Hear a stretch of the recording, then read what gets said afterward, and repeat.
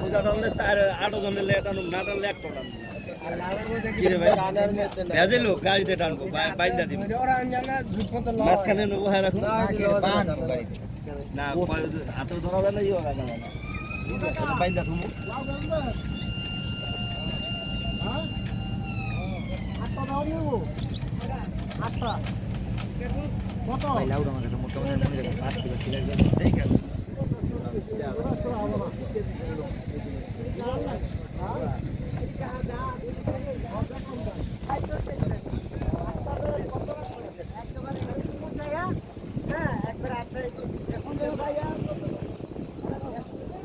দেড়শো টাকা দূরে